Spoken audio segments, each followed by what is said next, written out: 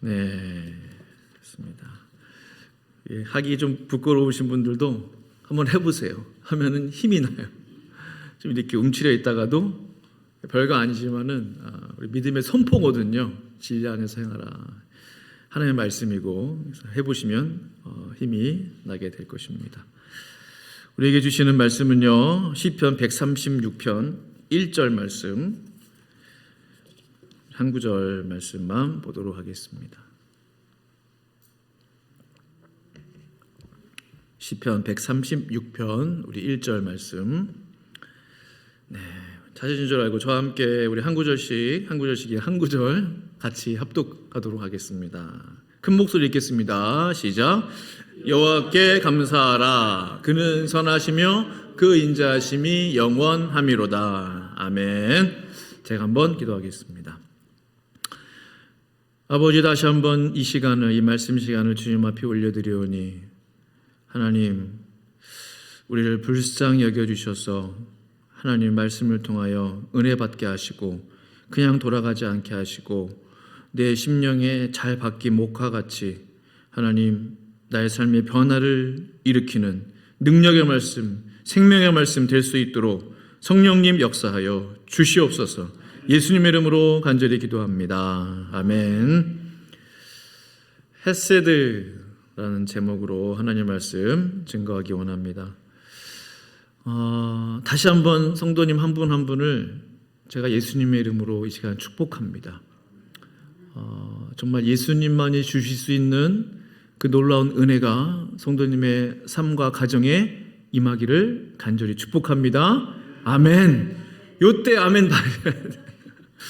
지나갔습니다. 기회가. 서로에게 한 번씩 인사합시다. 사랑하고 축복합니다. 예수님의 이름으로 축복합니다. 예, 한 분도 빠짐없이 축복해 주세요. 예. 구약 성경에 은혜라는 단어를 표기할 때요, 두 단어가 많이 등장을 합니다. 그 단어가 뭐냐? 헨 그리고 헤세드입니다.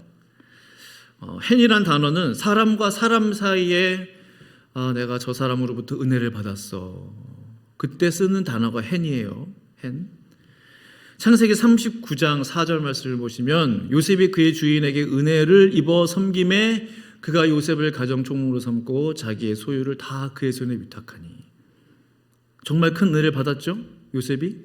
이때 요셉이 그의 주인에게 은혜를 입어, 여기서 그 은혜에 쓰인 단어가 헨이란 단어입니다.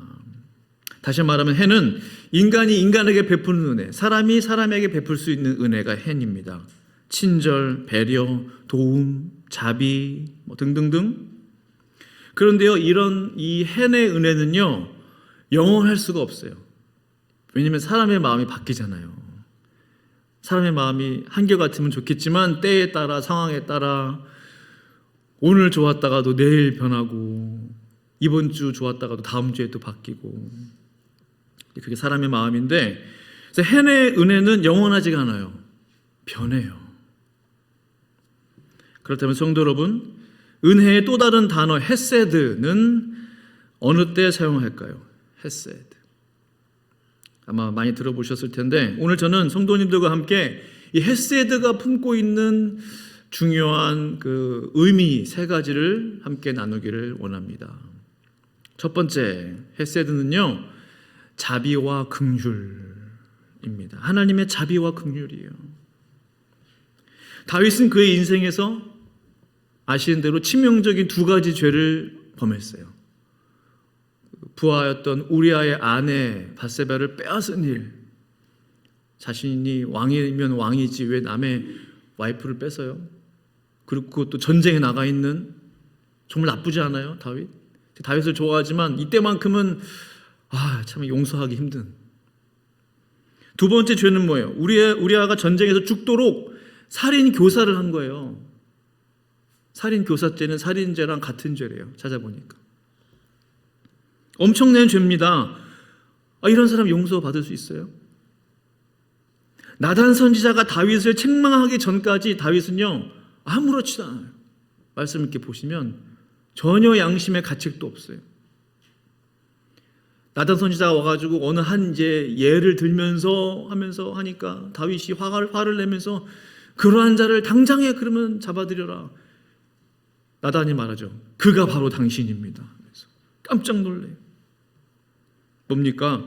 나단 선지자가 다윗의 죄를 밝혀냈을 때 그때 비로소 내가 잘못했구나, 내가 죄인이구나 라는 사실을 깨닫게 되었다는 거예요. 얼마나 양심도 없는 사람이에요. 자신의 죄를 깨닫고 쓴 시편이 시편 51편이에요. 그 타이틀에 보면은 밧세바를 범한 이후에 쓴 시 하면서 이렇게 나와 있거든요. 1절은 이렇게 말씀합니다. 하나님이여 주의 인자를 따라 내게 은혜를 베푸소서. 주의 많은 긍휼을 따라 내 죄악을 지워 주소서. 다윗의 첫 마디 기도가 뭐냐? 이 엄청난 죄를 지은 죄인 다윗이 하나님 앞에 드린 기도의 첫 마디, 주의 인자를 따라 내게 은혜를 베푸시며 했어요. 여기 주의 인자가 뭐예요? 어려운 말이죠. 헤세드란 뜻이에요. 헤세드란 단어가 쓰였어요. 하나님은 헤세드의 하나님, 자비의 하나님, 용서하신 하나님, 긍휼의 하나님. 저를 용서해 주십시오. 제 죄를 덮어 주십시오. 성도 여러분, 이 헤세드의 하나님, 용서하시는 하나님, 자비의 하나님은요 영원하신 하나님의 의미가 있어요. 우리의 죄를 고백하기만 하면 100번의 죄를 지었던 200번의 죄를 지었던 진심으로 고백하기만 하면 용서해 주시는 그 하나님, 하나님의 헤세드의 하나님은 영원하신 하나님, 영원히 꼭 들어가요. 그냥 하나님은 자비와 긍휼의 하나님이 아니라 하나님의 자비와 긍휼은 영원하다는 거예요.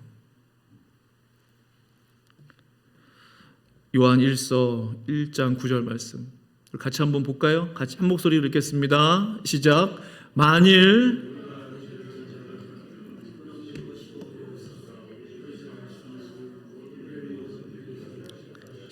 아멘. 그는 미쁘시고 의로우사. 누구에게 미쁘시고 의로우신 분입니까? 누구에게 헤세드 긍휼의 하나님을 보여주시는 분입니까? 우리가 우리 죄를 자백할 때, 자신의 죄를 고백하는 자에게 헤세드의 하나님은 역사해 주신다는 사실이에요. 아무에게나 헤세드의 하나님이 나타나시는 게 아니에요. 제가 죄인입니다, 제가 죽일 놈입니다 라고 고백하는 그 사람에게 헤세드의 하나님, 자비와 긍휼의 하나님이 짠 하고 나타나신다는 거예요. 용서해 주신다는 거예요. 선지자 예레미야는요, 눈물의 선지자, 별명이 눈물의 선지자. 그래서 예레미야 애가라는 책을 썼잖아요. 눈물의 찬송, 눈물의 기도문. 그의 기도를 한번 보겠습니다. 세번역으로 보시면 애가 3장 1절에 나는 하나님의 진노의 몽둥이에 얻어맞고 고난당한 자다. 죄는 이스라엘 백성들이 졌는데 지금 예레미야 마음이요, 하나님의 진노가 나한테 임했다. 실제로 그가 이스라엘 백성들의 죄를 짊어지는 것을 경험했잖아요. 그 죄의 무게를 경험했잖아요. 죽은 지 오래된 사람처럼 흑암 속에서 살게 하신다. 죽은 지 오래된 사람은 뭐예요? 시체잖아요. 흑암 속에서 살게 하셨다는 거예요. 하나님께서는 엎드려서 나를 노리는 곰과 같고 몰래 숨어서 나를 노리는 사자와 같다. 저 속에서 은혜의 하나님, 사랑의 하나님이 있습니까? 곰, 사자로서 나를 괴롭히는 하나님. 심지어 주께서 뭐예요? 화살을 통해서 뽑은 화살로 내 심장을 뚫으시니, 저의 결정타예요. 내 심장을 하나님의 화살로, 얼마나 마음이 아프겠어요. 지금 예레미야 마음 상태가 어때요? 지옥이 따로 없어요. 몽둥이를 얻어맞고 죽은 시체처럼 살고 사자애가 잡아먹히는 짐승이 되어버리고 하나님의 쏜 화살로 내 심장이 뚫어지고. 그런데요, 이 에레미야의 기도가 갑자기 바뀌어요. 이렇게 막 하나님 제가 이렇게 고난당합니다 하는데 갑자기 21절부터 바뀌어요. 어떻게 바뀌느냐? 그러나 마음속으로 곰곰이 예레미야가 생각했다는 거예요. 오히려 희망을 가지는 것은 예레미야 마음에 희망이 생겼어요. 주님의 한결같은 사랑이 다함이 없고 그 긍휼이 끝이 없기 때문이다. 무엇입니까? 하나님의 영원한 헤세드, 자비와 긍휼의 하나님을 깨닫게 된 거예요. 하나님은 헤세드의 하나님이시지. 하나님의 자비와 긍휼은 끝이 없으시지. 3장 22절에 여호와의 인자와 긍휼이 무궁하심으로 우리가 진멸되지 아니함이니이다. 하나님의 인자와 긍휼이 무궁하시다는 거예요. 이게 얼마나 우리에게 힘이 되는지 몰라요. 하나님의 긍휼과 인자가 한 10번까지다. 그러면은 10번만 우리는 죄짓고 그 다음부터는 벌 받아야 돼. 계속 구원받을 수 없어. 근데 우리의 죄를 자백만 하면, 나의 연약함을 고백만 하면 하나님의 인자와 긍휼이 무궁하시다는 거예요. 끊임없이 우리의 잘못과 죄를 용서해 주신다는 거예요. 여기 인자와 긍휼에 쓰인 단어가 바로 뭐다? 헤세드라는 거예요. 헤세드. 우리는 그냥 하나님을 믿는 게 아니에요. 헤세드의 하나님을 믿는 거예요. 그러므로 성도 여러분, 우리가 어떻게 해야 되겠어요? 고난 중에라도 심지어 하나님 앞에 내가 지금 매 맞고 있다 라는 생각이 들지라도, 연단 중에라도, 진노 중에라도 반드시 잊지 말아야 하는 것은 헤세드의 하나님, 헤세드의 하나님, 내 죄를 용서하여 주시고 나를 회복시켜 주시고 나를 새롭게 해 주십시오. 다윗도 그랬다는 거예요. 그 끔찍한 죄를 범한 다윗. 헤세드의 하나님, 나를 도와주시옵소서. 그렇게 기도하시는 저와 성도님들의 삶이 될 수 있기를 간절히 축복합니다. 두 번째 헤세드 뭡니까? 변함없는 사랑이야. 여기도 그 영원함이 들어가요. 하여튼 헤세드 하면은 영원함이 꼭 들어간다고 보시면 돼요. 변함이 없어요. 영원해요. 이 세상에서 변하지 않는 사랑이 있을까요? 사랑 다 변하잖아요. 우리의 마음은 변합니다. 변하지 않는 헤세드의 사랑을 볼 수 있는, 정말 제대로 볼 수 있는 많은 성경 구조들이 있겠죠. 제가 볼 때는 요한복음 13장 1절 말씀 같아요. 같이 한번 읽겠습니다. 1절 시작. 6월절 전에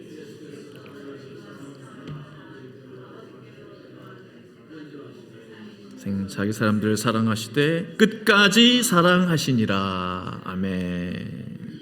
6월절 전날 밤, 무슨 날이에요? 십자가 지시기 전날이에요. 사형당하기 전날 밤. 저는 사형수의 입장이 되어보지 못해서 잘 모르겠는데, 상상을 해보면 내가 내일 죽는구나. 잠이 올까? 밥이 넘어갈까? 내일 끝나는데. 우리 예수님의 마음을 생각해 봅니다. 어떻게 십자가에 매달리시기 전날까지 제자들을 사랑하시되 끝까지라는 표현을 쓰면서 사랑하실 수 있을까? 저 같으면요, 상상만 해도 끔찍해요. 사랑의 마음이 들겠어요? 내가 너네 죄 때문에 죽는 건데 예수님 대신 죽으시는 거잖아요. 후회도 들 수도 있어요. 무섭고 떨리고 생각만 해도 끔찍하고, 어떻게 자기 사람들을 끝까지 사랑할 수 있냐는 거예요. 예수님의 이 끝까지 사랑, 헬라어로 텔로스라고 하는데요, 이 끝까지 사랑이 뭐냐? 제가 곰곰이 묵상해봤어요. 이 예수님의 끝까지 사랑이 뭐냐? 이 끝까지의 사랑은요, 온 세상이 끝날 때까지 사랑해 주시는 사랑이에요. 온 세상이 개벽이 일어나고 다 천지만물이 다 난리가 나고 뒤집어지고 심지어 모든 것이 망하고 온 인류 역사가 끝난다 할지라도 끝까지 사랑해 주시는 그 사랑이더라. 하나님의 구원의 역사가 다 이루어질 때까지 사랑해 주시는 그 사랑. 온 천지 만물이 우주가 다 없어질 때까지 사랑해 주시는 그 하나님의 사랑. 그것이 바로 끝까지 사랑이라는 거죠. 그러므로 헤세드의 사랑은요, 영원한 사랑이에요. Unfailing love, steadfast love, 굳건한 사랑, 흔들림 없는 사랑, 실패가 없는 사랑. 시편 기자는 그 영원한 사랑을 다음과 같이 노래했어요. 오늘 본문 1절만 읽었는데요. 시편 136편을 한번 성경에 있으면 찾아보세요. 보시면 오늘의 이 헤세드, 하나님의 헤세드의 컨셉으로 이 말씀을 보시면 여호와께 감사하라, 그는 선하시며 그 인자하심이 영원하미로다. 이게 무슨 뜻이에요? 하나님의 사랑이 영원하다 이거예요. 신들 중에 뛰어난 하나님께 감사하라, 그 인자하심이 영원하며, 하나님의 사랑은 영원하다는 거예요. 1절부터 26절까지 계속적으로 나오는 반복되는 문장이 무엇입니까? 그 인자하심이 영원하미로다. 그 인자하심이 영원하다. 그 인자하심이 영원하다. 하나님의 사랑은 영원하다. 영원하다.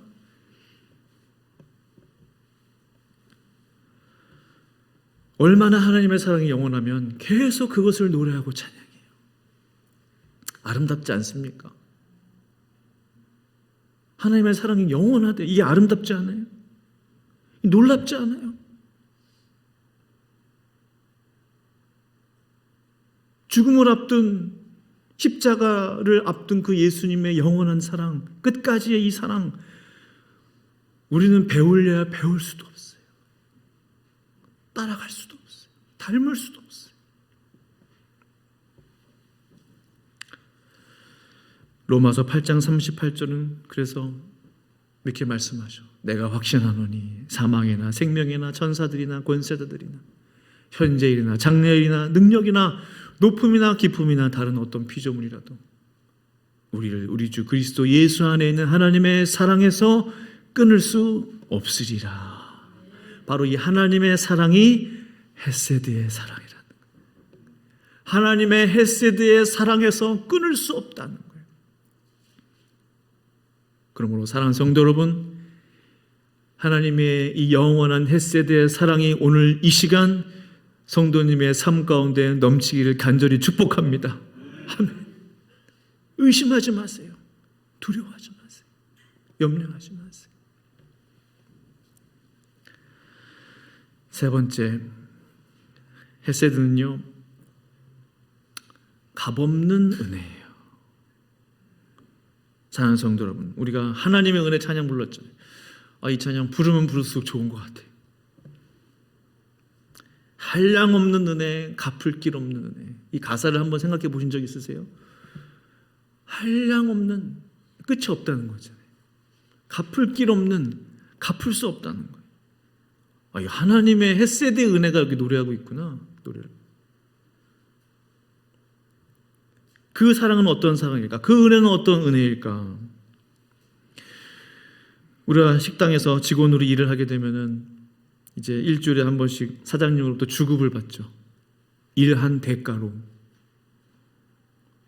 근데 만약에 우리가 일하지 않았는데도 막 주급을 주고 월급을 주고 보너스를 막 줘요. 그럼 뭡니까? 그것은 더 이상 주급이 아니에요. 월급이 아니에요. 뭐예요? 은혜라고, 은혜 받았다는 표현을 쓰죠. 일하지 않았는데도 자꾸 나를 잘 도와주고 섬겨주고 내가 한 게 없는데 자꾸 날 도와줘요. 은혜를 베풀어 주시는 거죠. 은혜란 무엇입니까? 은혜, 기본적으로 은혜. 내가 한 것이 아무것도 없는데, 나는 은혜 받을 자격이 없는데 나에게 은혜를 주신단 말이에요. 그것이 은혜라는 거죠. 자격 없는 나에게 내가 한 것이 없는데 그럼에도 불구하고 하나님께서 그냥 주시는 거예요. 근데 이 하나님의 은혜에 나의 노력이나 나의 수고나 나의 헌신이나 뭐든지 간에 들어간다면 그것은 은혜가 됩니까? 은혜가 되지 못해요. 내가 수고하는 것에 대한 대가가 돼요. 품삯이 돼요. 보상이 돼요. 그렇지 않습니까? 내가 일했으니까, 1시간 했으니까 그에만큼 주시는구나. 내가 2시간 일했으니까 2시간에 맞는 은혜를 주시는구나. 복을 주시는구나.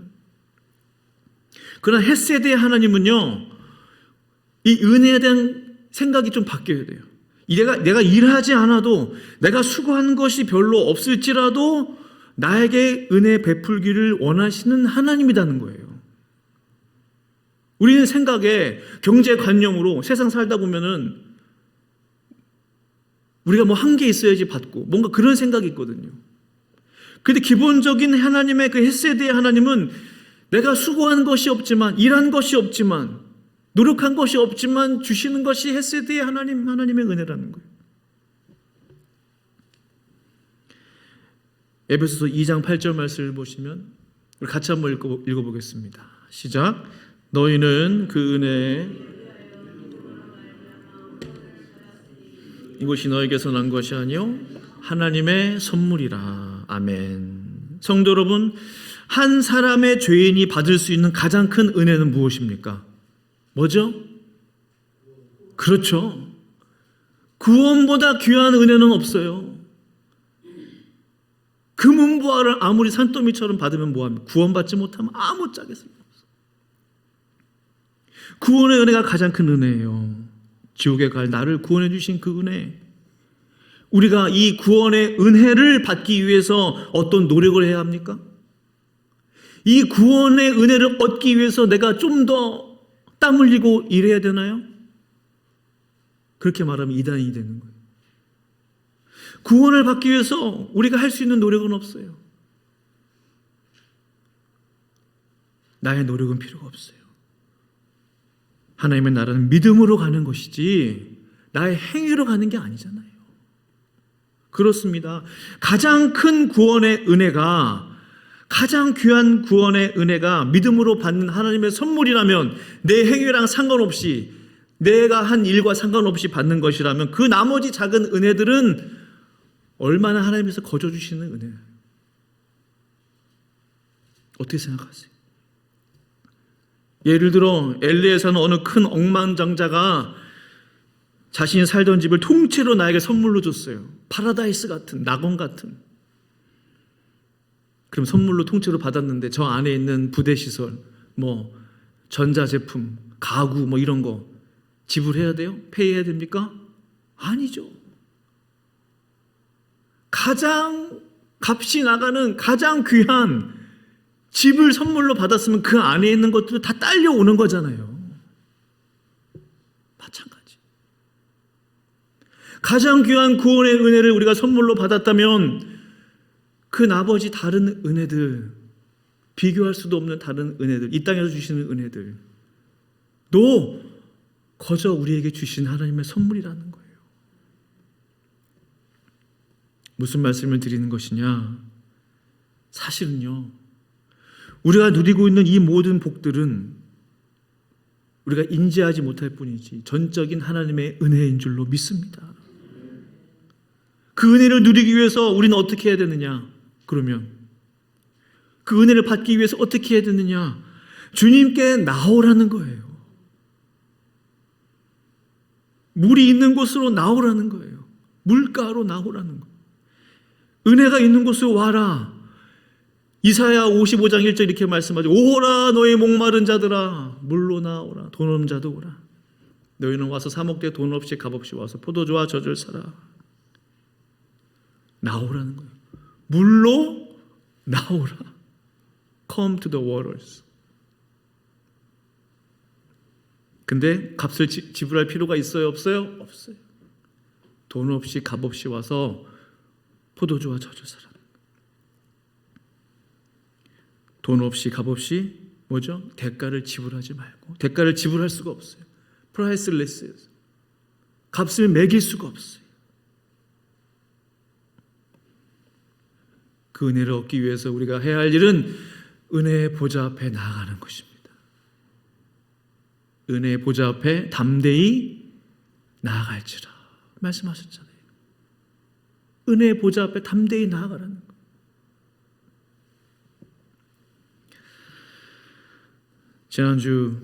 어제 말고 그 지난주 토요일 새벽기도 때 제가 잠시 나누었는데요.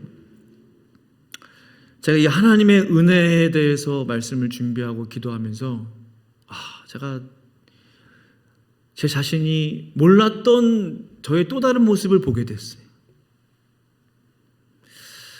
제 마음 가운데 이런 생각이 있더라고요. 내가 이렇게 간절히 기도하는데 하나님 왜 응답을 이렇게 안 주시지? 하나님, 제가 할 수 있는 대로 어쨌든 헌신하려고 하고 어쨌든 주님의 교회를 더 건강하게 하고 하려고 하는데 왜 하나님께 응답이 늦는 것 같지?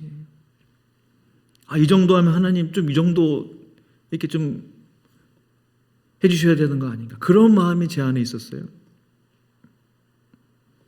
그러니까 이만큼 일했으면 좀 이 정도로 하나님 응답해 주지. 이만큼 했으면 하나님 좀 이 정도. 뭐가 문제죠? 그 하나님이 주시는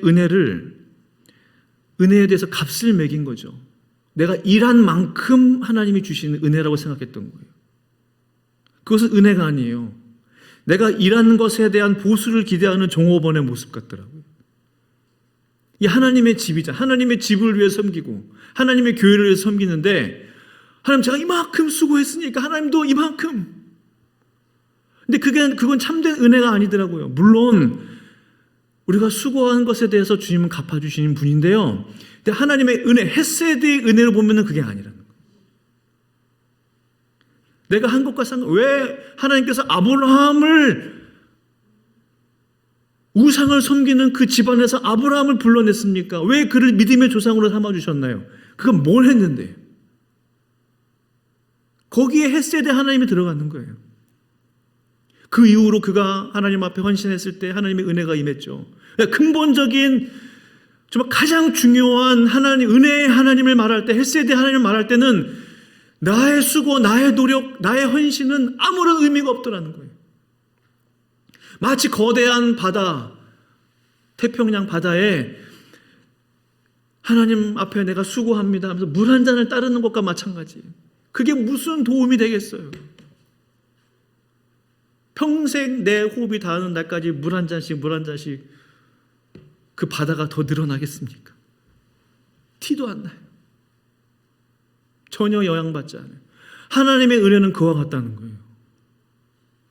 내가 더 수고한다고 하나님의 은혜가 더 커지느냐? 그럴 수가 없다는 거예요. 우리가 왜 하나님 앞에 실망하느냐? 수고했는데 수고한 대로의 보상이 바로 안 되는 것 같기 때문 아닙니까? 우리가 왜 좌절하는가? 내가 이렇게 땀을 흘렸는데 땀을 흘렸으면 보상을 주셔야 되는 거예요. 그것은 은혜 하나님이 아니에요. 값을 치러주시는, 품삯을 주시는 하나님이더라는 거예요. 저도 모르게 그렇게 하나님을 생각하고 있더라고요. 저도 모르게. 제 마음속 깊은 곳에. 생각해 봅니다. 제가 수고를 하면 얼마나 수고를 했겠어요. 부끄러운 일. 얼마나 하나님 앞에 기도를 하면 기도를 했겠습니까? 스스로 착각하고 있는 거죠. 내가 수고를 많이 하고 있구나. 헤세드의 하나님 앞에서 아무것도 아닌 것을 깨닫게 됐어요. 주님이 원하시는 것은 어떤 대가 바라지 말고 그냥 주님이 좋아서, 주님을 사랑해서, 주님을 기뻐하는 마음으로 섬기는 그 마음이더라는 거예요. 그러면 은혜 주실 분이 알아서 주시는 거예요. 그 주권이 하나님 앞에 있어요.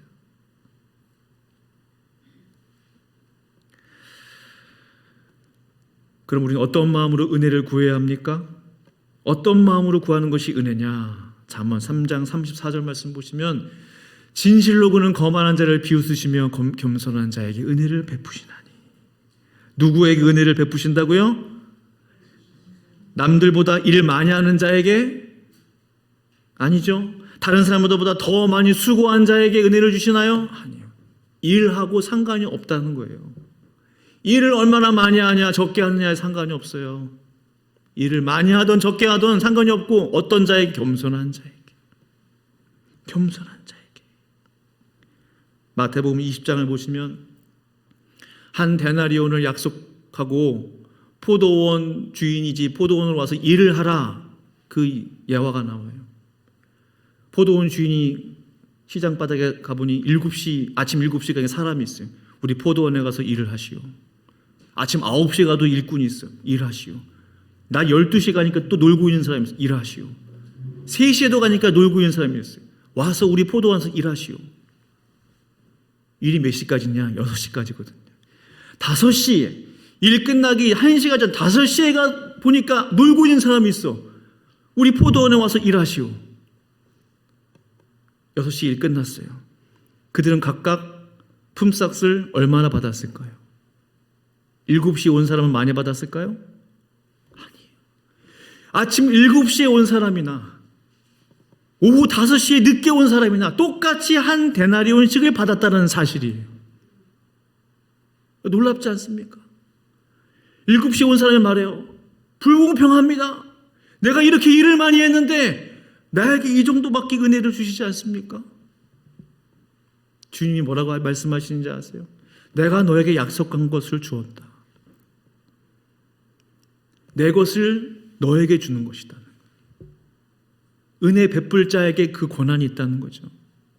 우리 주님이 말씀하셨어요. 은혜 베풀 자에게 은혜를 주시고 긍휼히 여길 자에게 긍휼을 주시느니라 했어요. 일의 양과 상관이 없다는 거예요. 나의 수고와 상관이 없다. 기본적으로 근본적인 하나님의 은혜는 은혜를 주시는 자의 마음이에요. 그러므로 주님이 원하시는 마음은 뭐냐? 겸손한 마음으로 은혜를 구하면 그 사람에게 하나님의 은혜를 주신다는 거예요. 믿음으로, 마음으로, 일이 아니라. 사랑하는 성도 여러분, 말씀을 마무리하기 원합니다. 제 기도가 요즘 바뀌었어요. 정말로 다른 기도 안 해요. 하나님, 그전 같으면 제 눈물의 기도를 기억해 주세요. 몇 날 며칠. 그런 기도 안 해요. 주님 저를 불쌍히 여겨 주십시오. 주님 저를 불쌍히 여겨 주십시오. 하나님 저를 정말로 불쌍히 여겨 주십시오. 그리고 저에게 은혜를 주십시오. 아무것도 내세우지 않고 아무것도 자랑하지 않고 나의 공로, 나의 업적, 수고, 헌신, 노력 하나님 앞에 다 내려놓고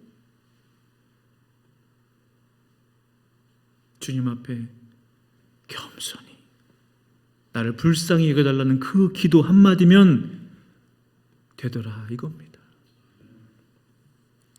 사랑하는 성도 여러분, 우리가 오늘 헷세대 하나님 함께 나눴는데요. 오늘 이 시간부터 그냥 하나님이 아니라 헷세대 하나님을 기억하실 수 있기를 간절히 축복합니다. 하나님의 긍휼과 자비는 영원합니다. 하나님의 사랑은 끝까지 사랑해 주시는 영원한 사랑인 줄로 믿습니다. 또한 하나님의 사랑을 값으로 매길 수 없는, 그러므로 겸손히 주님 앞에 은혜를 달라고 나아가기만 하면 은혜를 베풀어 주시는 헷세대의 하나님이 저와 성도님들의 하나님 될 수 있기를 간절히 축원합니다.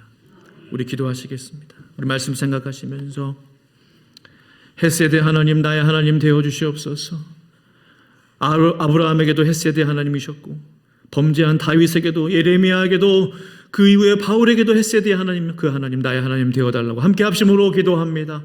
걸어가신 아버지 하나님 감사하며 찬양하오니 주님 하나님 아버지 헷세대 하나님 나의 하나님 되어주시고 하나님 자비의 하나님 긍휼의 하나님 나의 아버지 되어주시옵소서. 하나님 내가 한 것은 아무것도 없습니다. 나의 노력도 아무것도 없습니다. 나의 수고도 없습니다. 하나님 그저 주님 앞에 겸손한 마음으로 하나님 우리를 불쌍히 여겨 주셔서 하나님 마음껏 우리를 축복하여 주시옵소서. 하나님 아버지는 이를 많이 한 대로 하나님 은혜로 갚아주신 분이 아니라 믿음으로 구한 자에게, 겸손히 구한 자에게, 하나님 주님 앞에 낮은 마음으로 구한 자에게 반드시 내가 은혜로 갚아주신다고 하셨사오니 주여 하나님 아버지 주님의 그 은혜가 우리의 모든 삶 가운데 우리 교회에 임하게 하여 주시옵소서. 주님 감사하며 예수님 이름으로 기도합니다. 아멘.